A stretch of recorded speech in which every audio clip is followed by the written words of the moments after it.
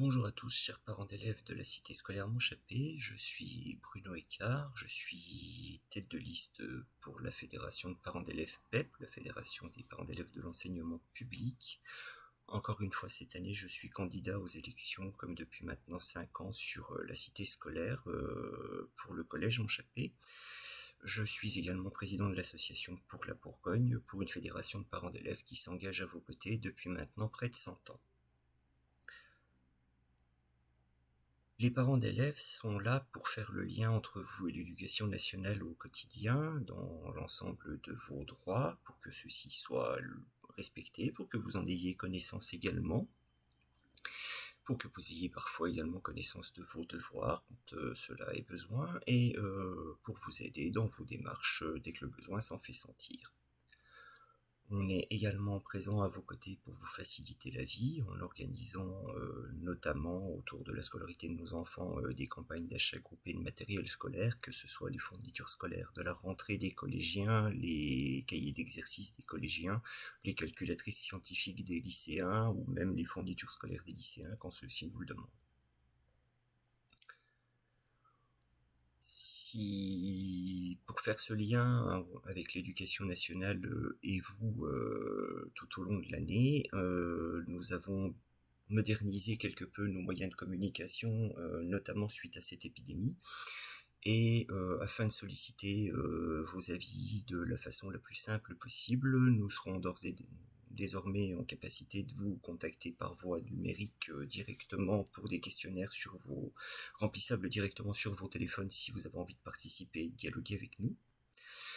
Vous êtes bien évidemment assuré de notre écoute dès lors que vous en avez besoin. Mon numéro de téléphone accompagnera la diffusion de cette vidéo et je vous invite à me contacter par SMS de façon à ce que nous puissions éventuellement convenir d'un rendez-vous si une conversation téléphonique est nécessaire. Voilà, nous vous proposerons également tout au cours de l'année des rendez-vous et des opérations d'information sur des sujets cibles de l'actualité scolaire de nos enfants, avec une plateforme de visioconférence et la mise en place d'un journal web concernant les sujets abordés. Les 3 premiers thèmes seront éclat, l'ENT régional que nous utilisons au quotidien pour les devoirs et les communications scolaires de nos enfants, et qui est celui qui vous transmet aujourd'hui ce fichier. Le deuxième aura un lien avec la scolarité numérique ou comment anticiper éventuellement la distanciation scolaire, tout un tas de sujets, de plateformes, d'astuces, de remontées dans l'ensemble issus des près de 10 000 SMS que nous avons échangés avec des familles depuis le début du confinement via la période que nous avions mis en place à cet effet. Le troisième thème tournera autour du handicap et de l'inclusion scolaire, et ce sujet étant extrêmement dense et intéressant, je sais d'ores et déjà qu'il y aura beaucoup à dire. Pour vous informer au cours de l'année, nous mettrons donc en place cette diffusion web de visioconférence, mais également un journal régulièrement tenu à jour sous forme d'un blog via Internet. Et pour ceux qui le désireraient, la possibilité de s'abonner à une newsletter par mail, voire même de recevoir quand on a des informations précises et de proximité, des informations directement par SMS.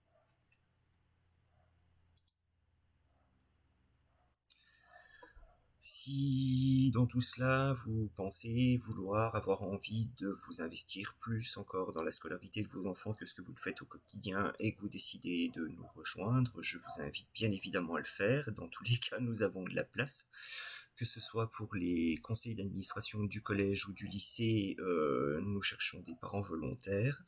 Vous serez formés, bien évidemment, puisque c'est une instance administrative et qu'elle exige quand même de savoir de quoi on y parle et de quoi elle traite, puisqu'elle couvre aussi bien la liste de fournitures scolaires que la répartition du nombre d'élèves par classe dans les groupes en fonction de la matière et de l'année. Vous pouvez choisir de participer au conseil de classe de vos enfants, ou même de suppléer sur une classe où des parents ne seraient pas volontaires, si vous en avez envie. Et vous pouvez enfin rejoindre pour le collège l'équipe du foyer socio-éducatif de façon à venir organiser des opérations de financement pour les diverses activités périscolaires de nos enfants, que ce soit des voyages, des sorties, des apports culturels multiples et variés.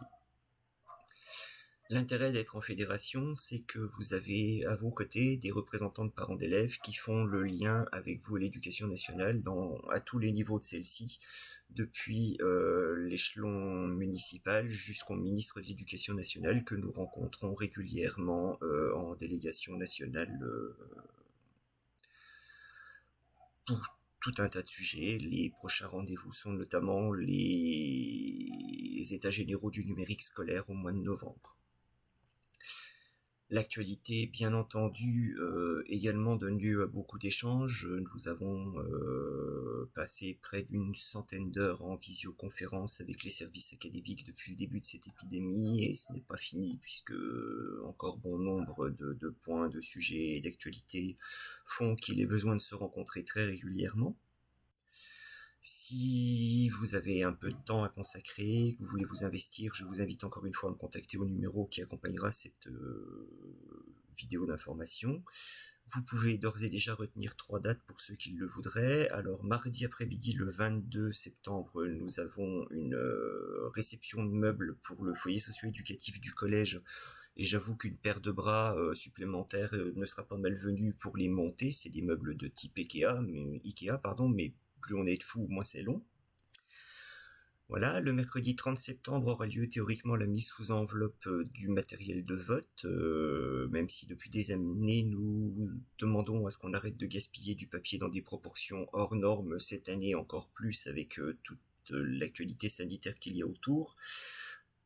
Les élections en voie dématérialisée ne sont visiblement pas encore au programme et il y a de grandes chances que nous ayons besoin de procéder à cette mise sous enveloppe. Si vous êtes donc disponible sur cet après-midi-là, vous serez les bienvenus dans la mesure où il y a 3200 enveloppes à préparer avec environ 10 documents à mettre par enveloppe.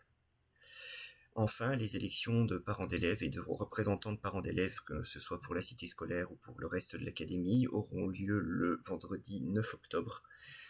Et nous ne pouvons qu'espérer une chose, c'est que de tout ce gâchis de papier, vous ayez au moins l'envie de participer à ces élections et de glisser vos bulletins dans une urne ou de les faire envoyer par vos enfants sur les établissements scolaires après réception des matériels de vote. C'est tout ce que j'ai à vous dire aujourd'hui. Vous l'aurez compris, youtubeur n'est peut-être pas un métier, mais quoi qu'il en soit, ce n'est pas le mien. Je fais ce que je peux. Je vous invite bien évidemment à ne pas hésiter à nous contacter si vous voulez vous investir à nos côtés. Vous serez les bienvenus et je vous dis à bientôt.